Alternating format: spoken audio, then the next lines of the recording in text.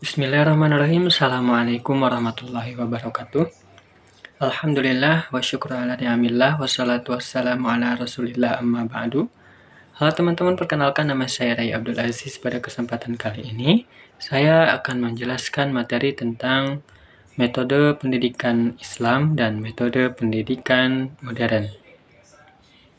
Pendidikan merupakan proses penting dalam membentuk manusia yang berilmu, berakhlak, dan mampu menghadapi perkembangan zaman.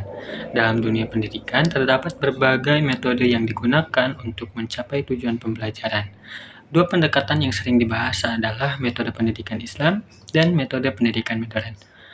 Metode pendidikan Islam menekankan pembentukan akhlak, spiritualitas, dan keseimbangan antara kehidupan dunia dan akhirat, sementara itu metode pendidikan modern lebih fokus pada perkembangan ilmu pengetahuan, teknologi, kreativitas, dan keterampilan abad 21.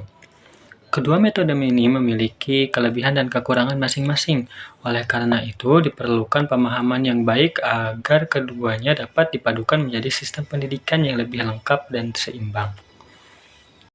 Pendidikan Islam. Metode pendidikan Islam adalah cara atau pendekatan pembelajaran yang berlandaskan ajaran Islam, yaitu Al-Quran dan As-Sunnah. Pendidikan Islam bertujuan membentuk manusia yang beriman, bertakwa, berakhlak mulia, serta memiliki ilmu pengetahuan yang bermanfaat bagi kehidupan dunia dan juga akhirat. Pendidikan Islam menggunakan pendekatan holistik, yaitu mengembangkan seluruh aspek manusia, baik spiritual, moral, intelektual, maupun sosial.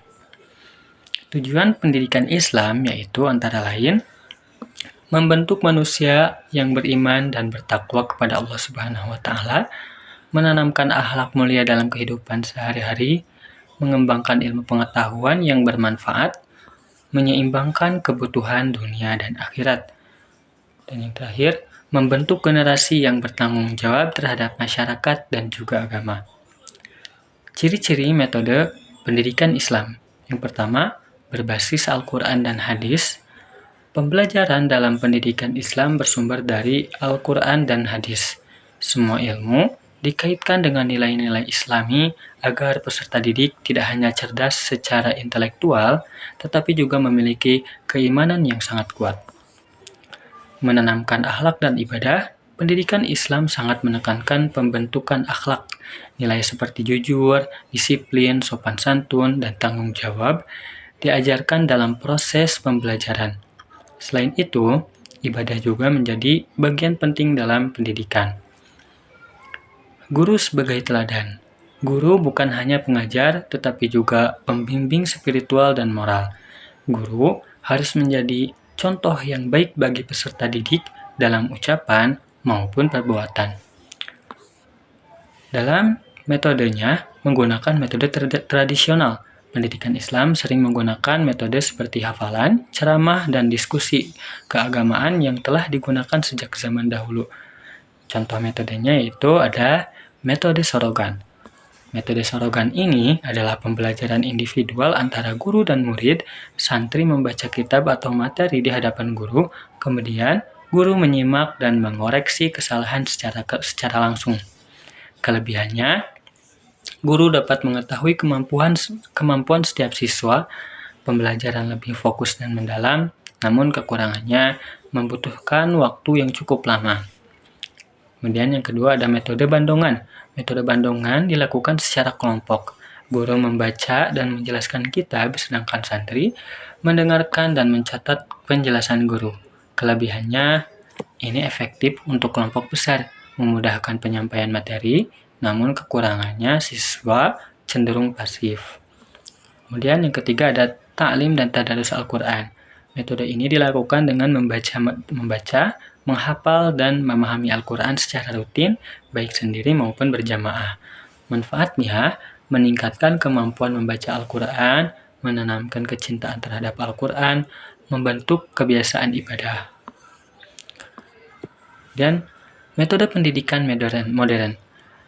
Metode pendidikan modern adalah pendekatan pembelajaran yang menggunakan ilmu pengetahuan, teknologi, dan metode pedagogi kontemporer. Pendidikan modern bertujuan mengembangkan kemampuan berpikir kritis, kreativitas, komunikasi, dan kolaborasi peserta didik.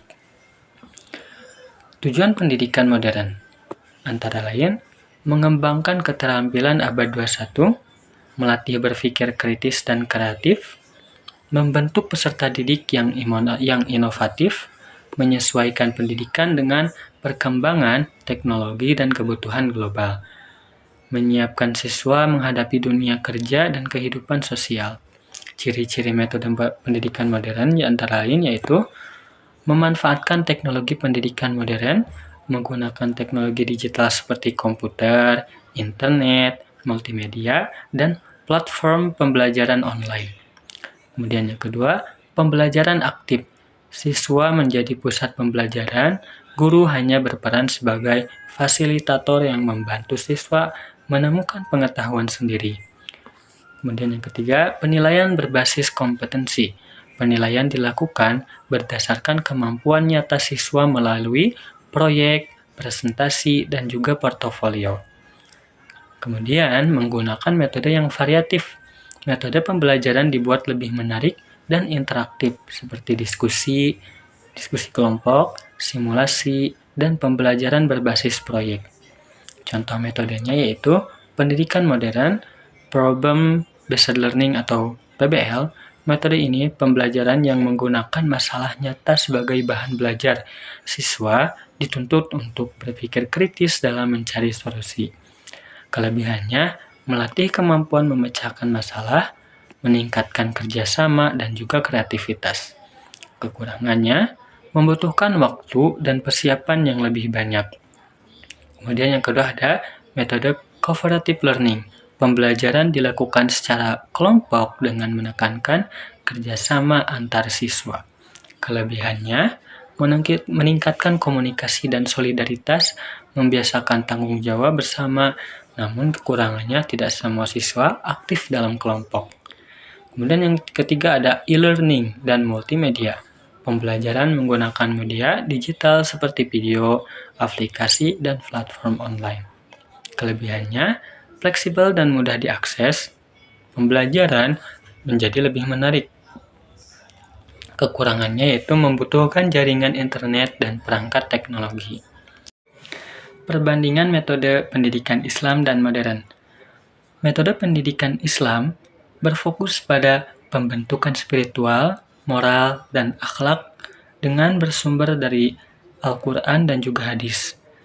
Guru berperan sebagai pembimbing dan teladan, sedangkan metode pembelajarannya menggunakan ceramah, hafalan, dan pembiasaan ibadah. Sementara itu, metode pendidikan modern lebih menekankan pengembangan pengetahuan, kreativitas, dan keterampilan dengan sumber ilmu dari sains dan teknologi. Guru berperan sebagai fasilitator, dan pembelajaran dilakukan secara interaktif serta berbasis proyek. Kelebihan dan kekurangan kedua metode.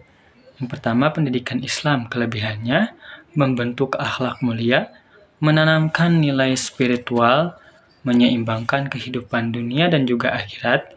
Namun kekurangannya, kurang adaptif terhadap perkembangan teknologi. Metode pembelajaran cenderung tradisional. Kemudian yang kedua, pendidikan modern. Kelebihannya yaitu inovatif dan kreatif, relevan dengan zaman, kemudian mengembangkan kemampuan berpikir kritis, namun kekurangannya kurang menekankan pendidikan moral dan spiritual. Kelebihan dan kekurangan kedua metode. Yang pertama, pendidikan Islam. Kelebihannya, membentuk akhlak mulia, menanamkan nilai spiritual, kemudian menyeimbangkan kehidupan dunia dan akhirat. Namun kekurangannya, kurang adaptif terhadap perkembangan teknologi. Metode pembelajaran cenderung masih tradisional.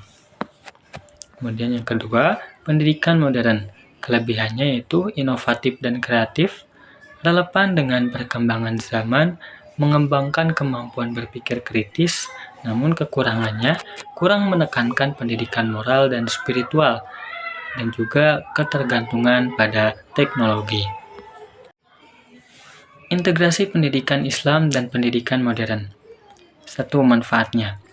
Manfaat integrasi menggabungkan pendidikan Islam dan modern dapat menghasilkan pendidikan yang seimbang antara spiritual dan intelektual, menghasilkan generasi berakhlak dan juga berkompeten, mampu menghadapi tantangan global tanpa kehilangan nilai-nilai agama.